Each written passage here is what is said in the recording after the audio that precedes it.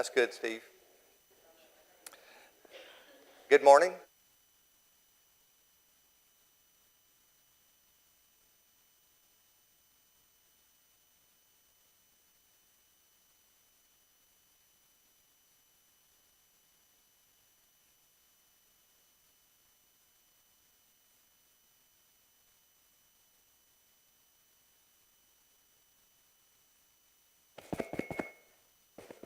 There we go. So we're in 1 Corinthians chapter 1, beginning in verse 10, where Paul begins very specifically to talk about the problem of division that had been reported to him by the household of Chloe. He may have had other reasons to know about it, but we know that in verse 11 he says, I've been informed by you concerning you, brethren, by Chloe's people, that there are quarrels among you. So he begins in verse 10 with this report in mind, addressing the subject of division. And I think verse 10 is a very important verse to me in defining the problem. He is going to go on and add to this quite a bit. But he says in verse 10, Now I exhort you, brethren, by the name of our Lord Jesus Christ, that you all agree, and that there be no divisions among you, but that you be made complete in the same mind and in the same judgment. So he begins this exhortation by, in the name of the Lord Jesus Christ. And I think that's, as we go on to see, there's so much that is, there are layers of this subject that are uncovered as we go through the first 4 chapters. But he's exhorting them, not demanding, not commanding, but encouraging them to agree. Now, the word agree here, I think I have on the overhead. Yeah, it literally means to speak the same things. Speak the same things. Agree with one another. And he's exhorting them to do this in the name of Jesus Christ. And what he does make clear here is that this is a choice, that they can make the choice to agree, to speak the same things. So he's encouraging them to agree with one another in order that there be no divisions among you. The word divisions here is the word schemata in the Greek, and we get our word schisms from this word. And a schism means a division, a separation between people. That's not the initial, most immediate meaning of the word schemata, though. The word schemata carries with it the idea of do not be torn. It is a picture of fabric or a net, for example. So he's saying, don't allow there to be tears in your fabric. Don't be torn with one another.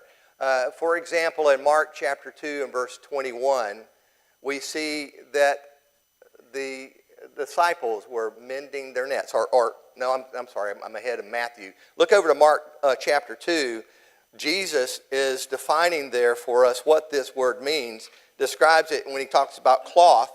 He says in chapter 2 and 21, he says, No one sews a patch of unshrunk cloth on an old garment, otherwise the patch pulls away from it, the new from the old, and a worse tear results. So the word tear there is the word schemata.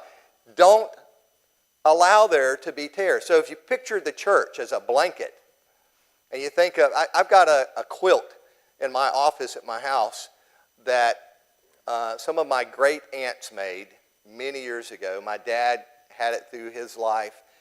This thing is in tatters. It's really, if it didn't have sentimental value, it would already have been thrown away a long time ago. It looks terrible.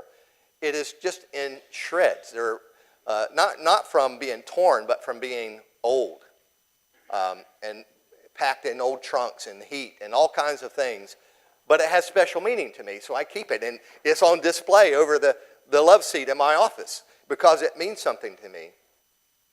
But we wouldn't value it without its nostalgic value because it's just a worn piece of cloth with holes in it, and the cotton batting falls out of it every time you move it. All right? Tears. A piece of cloth that has tears in it. And that's what Paul is describing here. He says, don't be torn. Don't be torn in your fabric. If you look over to John chapter 7, I want to look at some of these other verses here. We'll look at John chapter 7, but we'll skip chapters 9 and 10. But in John chapter 7 and verse 40,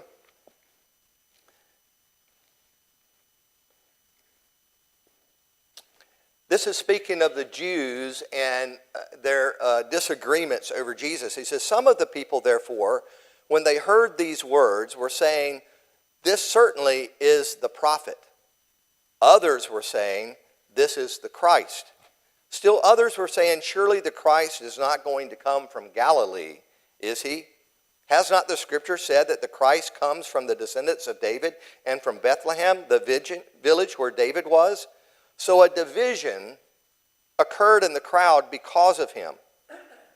Some of them wanted to seize him, but no one laid their hands on them. So here you see in the application, we have this image of a blanket with tears in it, but now it's being applied to people over a subject matter, in the subject matter of Jesus, where there was a difference of opinion. Some heard him and believed he was the Christ. Some heard him and said he can't be the Christ for these reasons, and others wanted to seize him.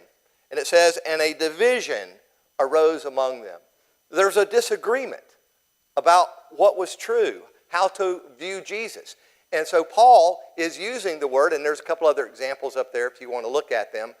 John chapter 9 and John chapter 10, they're virtually identical in their importance of chapter 7 in John. But Paul is saying, don't allow this to happen. Don't be disagreeing. Speak the same thing.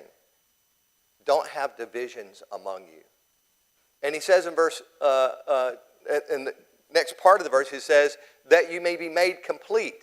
Some translations will even record this as knit together. And that's where you come to Matthew chapter 4 and verse 21 that I started to refer to initially. In Matthew chapter 4:21, Jesus is walking along and he sees James and John, and it says they were mending their nets. The word mending there is the same word that we have translated here, made complete. So the disciples, fishermen by trade, are sitting there repairing the holes that come about in the course of fishing with nets. And so they're sewing the net together. So Jesus is saying, speak the same things or agree, and he says that you may be made complete, knit together. So there's a purpose here, a choice. He says you should choose to not have divisions among you. You should choose not to have tears. You should be working to mend tears when they come about. So mending the net, mending the fabric, there should be no divisions among you, but that you be made complete, and made complete in the same mind, in the same judgment. So if you were looking at the original language here, he says, speak the same things, be of the same mind, and of the same judgment. And I want to talk about these words a little bit too, because I think it helps us to know what he's talking about here. So he says, be of the same mind. In chapter 2 and verse 16, he says, well, let's start in verse 14. He says, a natural man does not accept the things of the Spirit of God, for they are foolishness to him, and he cannot understand them, because they are spiritually appraised. But he who is spiritual appraises all things, and yet he himself is appraised by no one. For who has known the mind of the Lord that he will instruct him? He says, but we have the mind of Christ. So we have the mind of Christ. The idea here of this word is the disposition. I think like Christ. I understand how Christ was, and I have the same mind. I think the same way. And that's what he's, in verse 16, he's describing himself. He says, you guys have, some of you have the mind of the world, but we have the mind of Christ. We're approaching things, thinking about things the way Christ thought about them. And then there's this other one, and the same judgment. The same judgment here is the idea of opinion. In chapter 7 and verse 25, he says, now concerning virgins, I have no command of the Lord, but I give my opinion as one who by the mercy of the Lord is trustworthy. Here the translator, I'm reading the New American Standard Bible, and this translation, they use the word opinion here, but it's the same word in the original language as we have of judgment in chapter 1. be of the same mind and the same judgment. It is the idea of an opinion. And Paul here is talking about a subject matter where he says, I don't have a commandment of the Lord, but I'm going to offer you my opinion in this matter. And so he's encouraging them here in chapter 1 to speak the same things, to have the same mind or the same disposition towards a matter, and to have the same judgment, the same opinion. Now that sounds like a very tall order, doesn't it? Get a group of people together and say, I want you all to say the same things. I want you to think the same way. I want you to hold the same opinions. That's a challenge.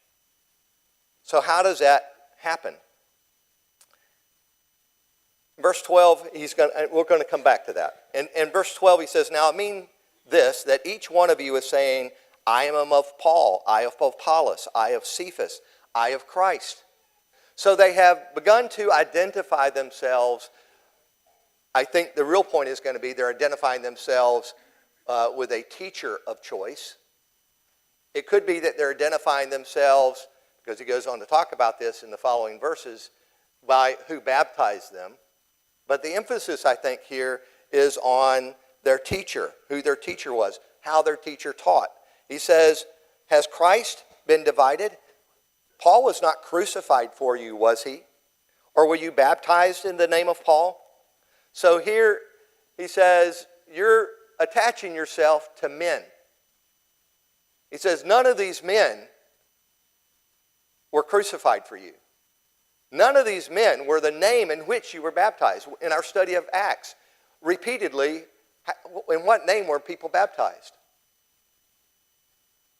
In the name of Christ. He says, you weren't baptized in the name of Paul or Cephas or Apollos. You were baptized in the name of Christ. It is, in other words, it is Christ whom you should be focused on, not these men. And he says, goes on to say, you weren't baptized into the name of Paul or any of the others. He says, I thank God that I baptized none of you except Crispus and Gaius. You remember Crispus was the first ruler of the synagogue in Acts chapter 18 that was converted, became a Christian. And he says, I baptized Crispus, one of the early convertees in Corinth. He says, I baptized Crispus, I baptized Gaius.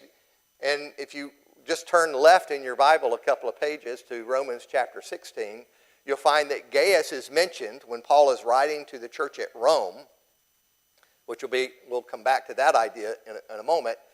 But Paul writes the letter to Rome from where? From Corinth. Paul is in Corinth when he writes the letter to Rome. And he mentions Crispus. Near the end of that letter to the church at Rome, he says, he mentions Crispus and refers to Crispus as the one with whom he is staying. In fact, the whole church. Crispus is hosting the church in his home. Probably indicates he's a wealthy man, one of the few that were wealthy we know of in the church at Corinth. But he says Gaius is the one he mentions in Romans chapter 16 as the host. His home is host to the church. So he baptized Crispus, the first leader of the synagogue that was converted. Later, Sosthenes is converted. He's baptized Gaius. Some people also speculate that Gaius, when in Acts chapter 18, when Paul is thrown out of the synagogue, he goes to the house of a man who lived next door to the synagogue. And a lot of people speculate that Gaius is that person. Gaius Titus Justus was been his whole name, if that was the case, a Roman name. But he baptized those. He says, I'm glad that I only baptized Crispus and Gaius so that no one would say you were baptized in my name. And then in a very human moment, it's like he suddenly realizes, oh yeah, and I also baptized the household of Stephanas. Beyond that, I do not know whether I baptized any other. He says, for Christ did not send me to baptize, but to preach the gospel, not in cleverness of speech, so that the cross of Christ would be made void. So as Paul goes on through this argument, we get hints at how it is we would ever complete his exhortation to speak the same things, to be of the same mind, and be of the same judgment. And the answer is focusing on things that are important. How do we do this? How do we have this exhortation?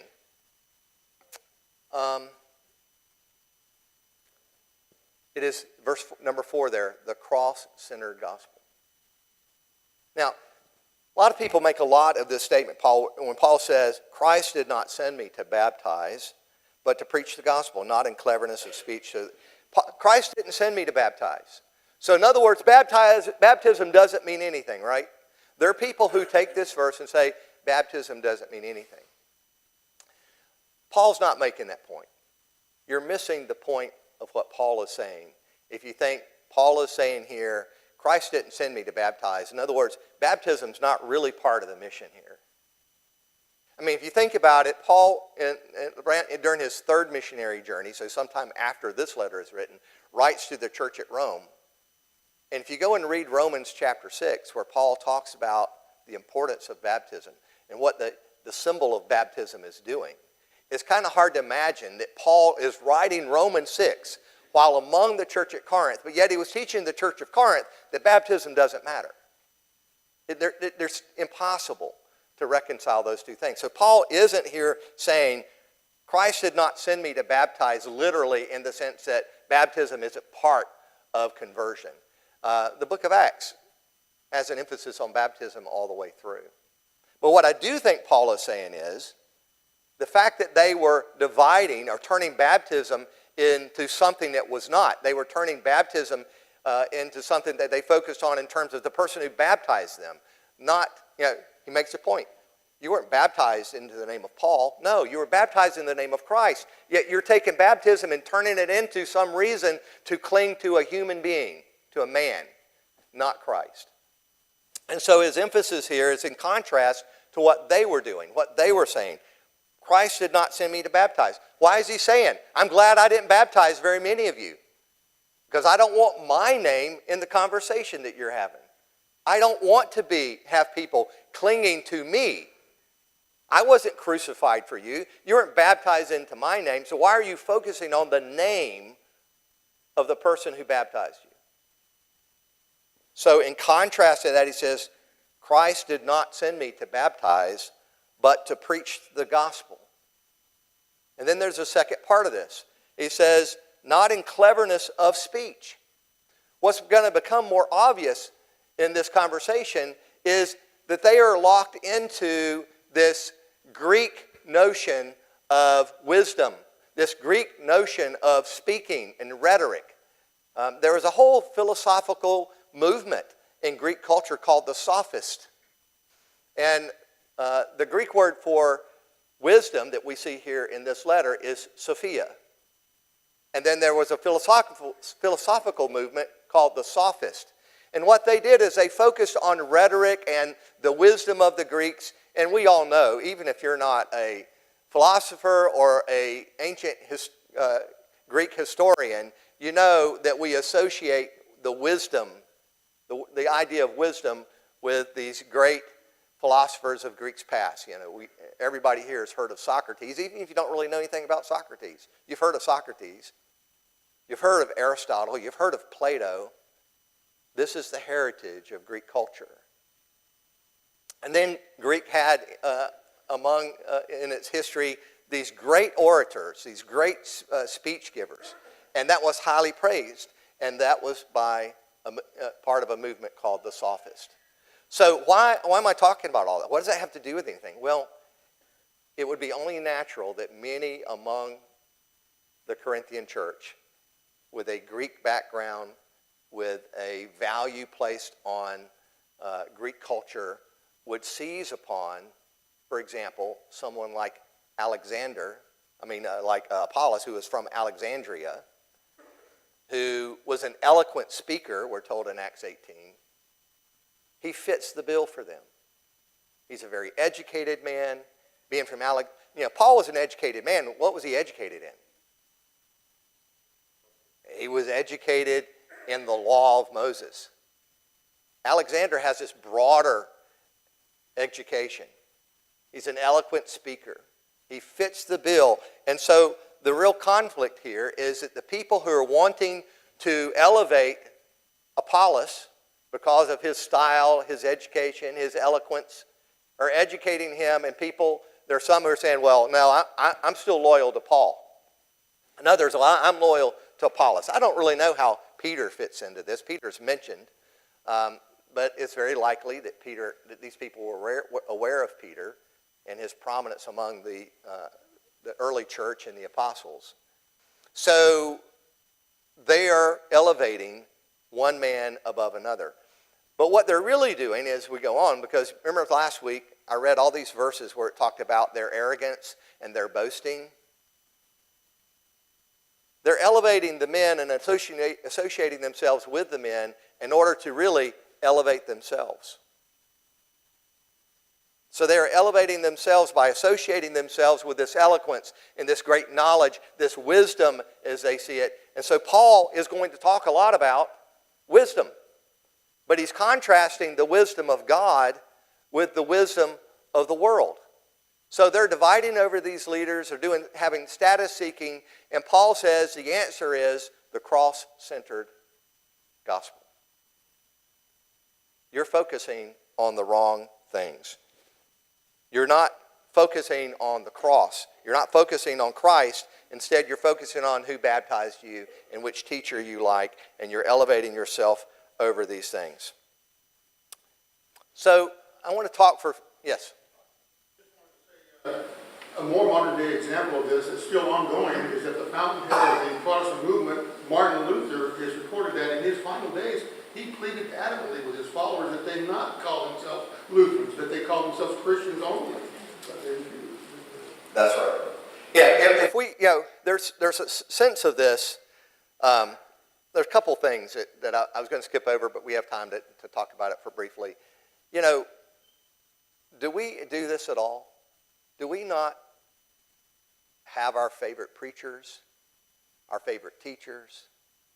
Have you ever made, something that was very prominent in my childhood, but not so much anymore, is the idea of gospel meetings. Have you ever made a decision to go to a gospel meeting because XYZ preacher was preaching and didn't go to another because you never heard of the guy? So you have to ask yourself. I've done that. I'll admit that. Yeah. Oh, I love listening to this guy preach. I'll drive an hour and listen to him preach. Another guy, never heard of him. He's 20 minutes away. Never heard of that guy. Yeah.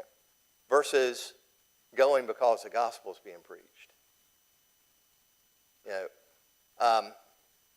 We do elevate our preachers sometimes. We elevate one person over another because of their style, because of their method of preaching. And and sometimes preachers elevate themselves. Let's be honest. That's not the issue here. In fact, I'm pretty confident there was no separation between Paul, Apollos, and Peter. In fact, if you turn to the last chapter, hopefully you've read that already. If you go to chapter 16 in this letter, what is Paul saying about Apollos? I'm trying to convince Apollos to come back and work with you, but he's not inclined to do it at this time. Apollos had something else going on, said now's not the right time for me to go back there. But Paul wasn't looking at any of this and saying, well, that Apollos, man, that Apollos, he is something else. No, he was encouraging Apollos to come back. So the division is not amongst the preachers in this instance, but sometimes that is the case. People seeking to be praised and seeking certain things. And of course, when we look around us, if we look at the Christian world in the broad sense, and we see all the denominations and all the things, one thing that always jumps out to me, I read a lot of Reform theologians' writing. They're generally pretty good Bible students. They just have this one issue called Calvinism. But one thing I always notice when I'm reading a Reform theologian's writings, they refer to Calvin, Martin Luther, the fathers of the Reformation movement. They refer to them constantly. Like, we have to know what this guy said about this. That's not entirely wrong. I mean, I have go-to teachers that I like to read what they say about a thing because I have found them to be really good on certain things. But the fact that we have elevated men within the different movements is a problem. It has led to a great amount of division in the Christian world. The same thing that we're talking about.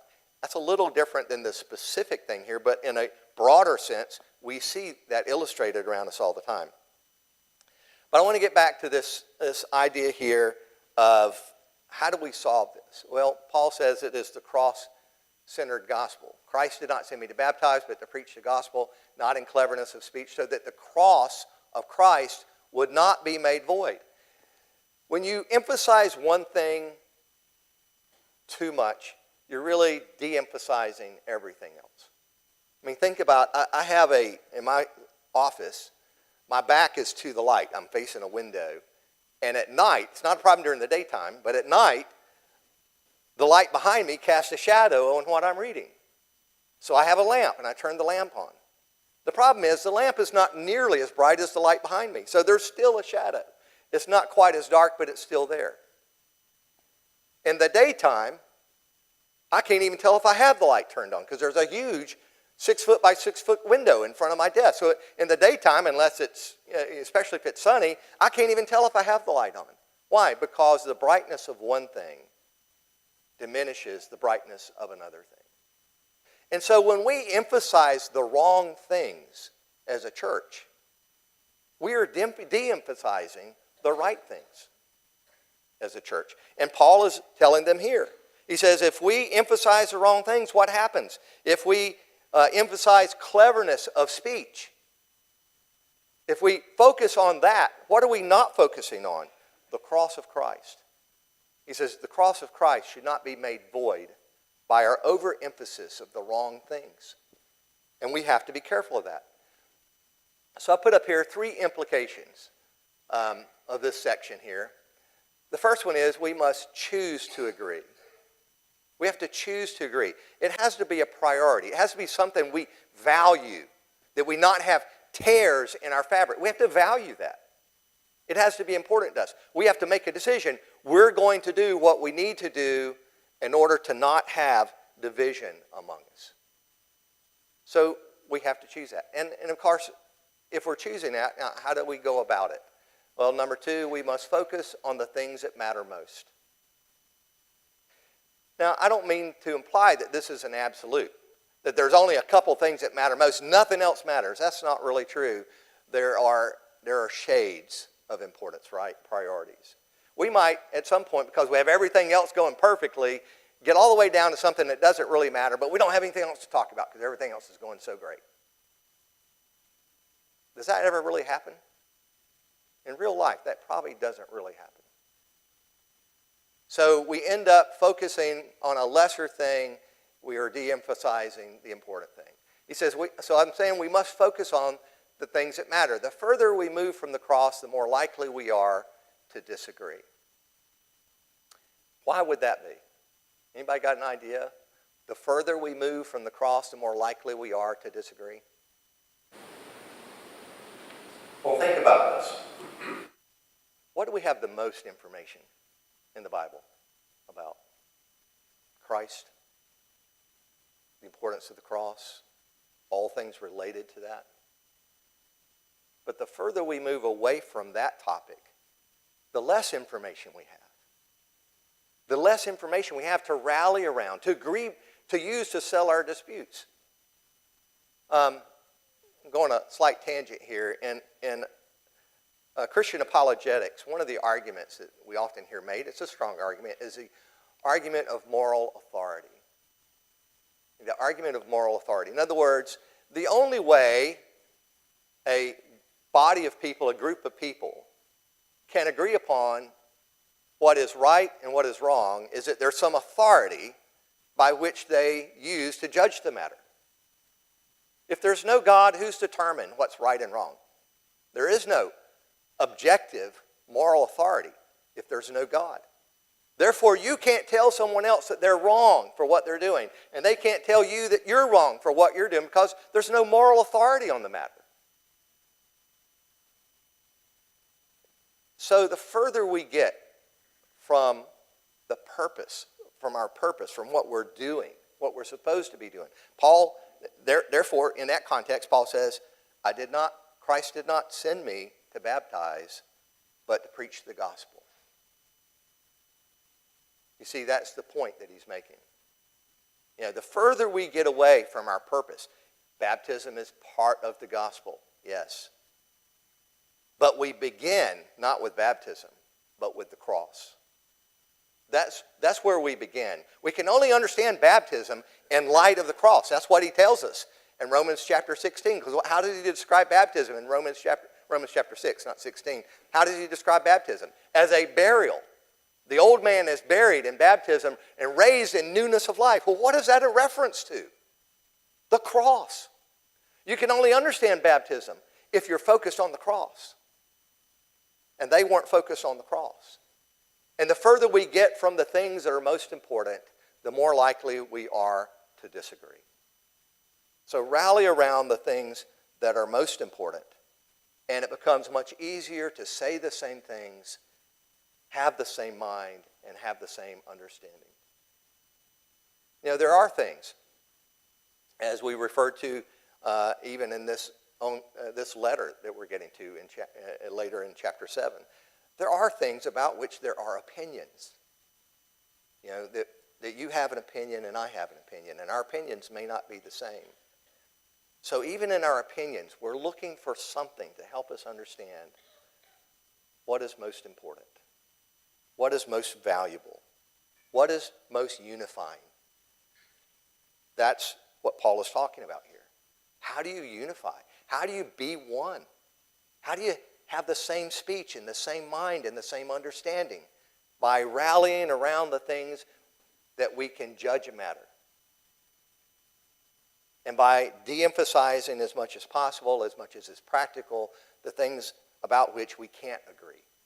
Because agreeing is a choice that we have to make. So, what is Paul in the end saying to them? He says, you're focused on the wrong things. You're not emphasizing the thing that's most important. And because you're emphasizing the wrong thing, the thing that should be emphasized is more in the shadow and in the darkness. And that cannot be. And as soon as any church, any body of any kind starts to do that, and all they're left with is their opinions to argue about, it's kind of hard to be on the same page. And so that's a message that he's given us. He's given this church that was riddled with this division. He's going to go on to say the word of the cross is foolishness to those who are perishing, but to us who are being saved, it is the power of God. This is the beginning. That's in verse 18. Verse 18 down through all the way through chapter 2 and verse 16, and you really can include chapter 3 in that, and as he expands the topic. He's talking about the foolishness of God versus the wisdom of man.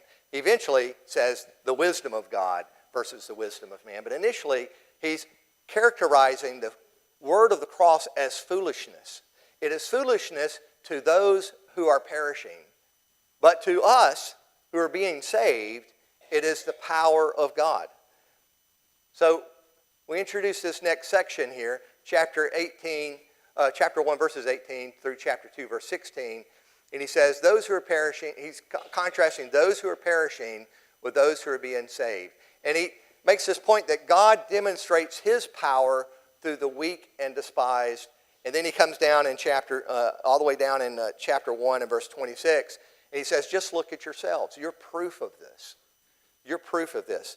That God has done mighty things through the things that the world considers weak.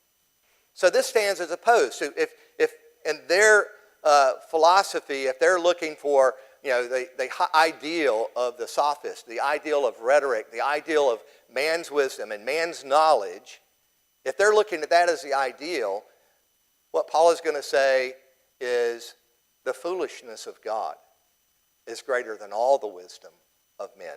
And he characterizes the cross as foolish to those around them. Now think about that in our modern context. The foolishness of the cross. How does the average person, the average unbeliever, look at the cross? It's very, very common to find in this day and age is the movement of atheism has grown so much, and as they have become bolder and more caustic in their attitudes towards Christianity, that person looks at the cross of Christ and thinks, this makes no sense. First of all, you're telling me that God, who doesn't exist, by the way, sent his son to become a man. This reads like a comic book. And then that man dies for the sins of the whole world. So God comes and he dies on the cross. And now all you people believe in this man who maybe didn't really even exist, but you think he did all these things for you. It's just a foolish idea. It's treated as a foolish idea. And Paul says the foolishness of the cross, when he refers to the foolishness of the cross, it was foolishness in his day also. He has just come from Athens when he's traveling. He's just come from Athens when he gets to Corinth and establishes the church in Corinth. And if you'll recall, he gives this great speech, and they're all on the edge of their seat listening to this great speech until he gets to what? The death, burial, and resurrection of Jesus Christ. And then they just scoff and begin to walk away. So Paul is very, very familiar with this idea of the foolishness of the cross. So next week we're going to go through, we'll finish try to get through all of chapter 2. We'll get caught back up a little bit next week. But we're going to talk about the idea of the foolishness of cross, the wisdom of God versus the wisdom of the world. Thank you. Appreciate your attention.